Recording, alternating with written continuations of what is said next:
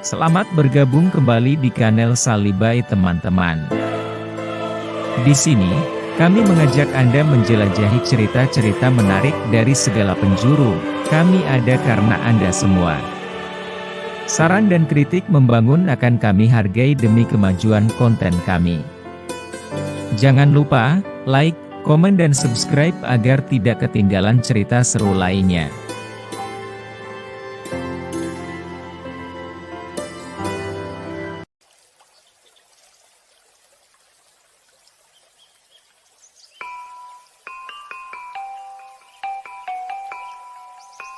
Asal-usul kota Semarang tak bisa dilepaskan dari Kerajaan Demak yang merupakan salah satu kerajaan Islam terbesar di Indonesia.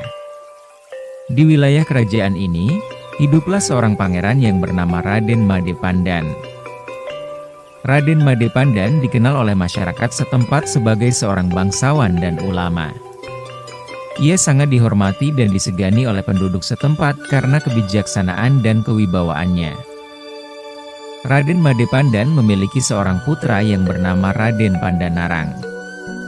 Anak laki-laki ini mempunyai kepribadian yang baik dan dikenal sebagai seseorang yang baik hati, ramah, sopan, dan berbakti kepada orang tuanya. Pada suatu hari, Raden Made Pandan mengumpulkan para pengikutnya dan mengajak mereka untuk meninggalkan kerajaan Demak. Dalam perjalanannya menuju ke arah barat bersama pengikutnya, Raden Made Pandan juga ikut membawa anak laki-lakinya, Raden Pandanarang. Setelah menghabiskan waktu berhari-hari dalam perjalanan, rombongan Raden Made Pandan akhirnya berhenti pada sebuah hutan yang ia rasa cocok untuk ditempati. Pohon-pohon dalam hutan itu kemudian ditebangi, dan dibangunlah pedesaan beserta pondok pesantren. Di wilayah itulah Raden Made Pandan menghabiskan hidupnya bersama anaknya. Selain mengajarkan tentang agama Islam, ia juga mengelola lahan pertanian yang menjadi sumber bahan makanan untuk bertahan hidup.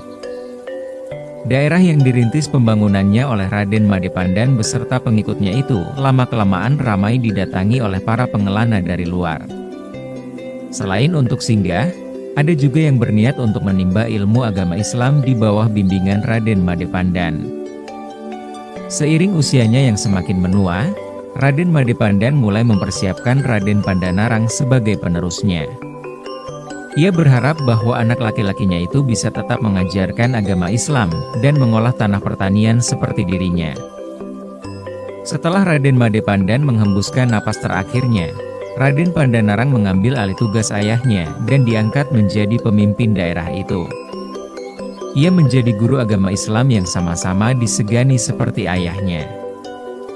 Pada suatu hari, ketika Raden Pandanarang dan penduduk setempat tengah sibuk menggarap lahan pertanian, ia menjumpai hal yang aneh.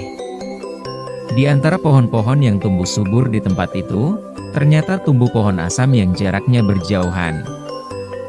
Padahal, tanah yang dikelola di daerah itu adalah tanah yang subur sehingga semestinya pohon-pohon asam itu bisa tumbuh berdekatan. Setelah melihat kejadian itu, Raden Pandanarang kemudian menyatakan bahwa area yang ditumbuhi pohon asam itu diberi nama Semarang. Semarang berasal dari gabungan kata asem dan arang dalam bahasa Jawa yang secara berurutan berarti pohon asam dan jarang-jarang. Jika digabungkan, kedua kata itu artinya adalah pohon asam yang jarang-jarang. Begitulah asal-usul nama kota Semarang.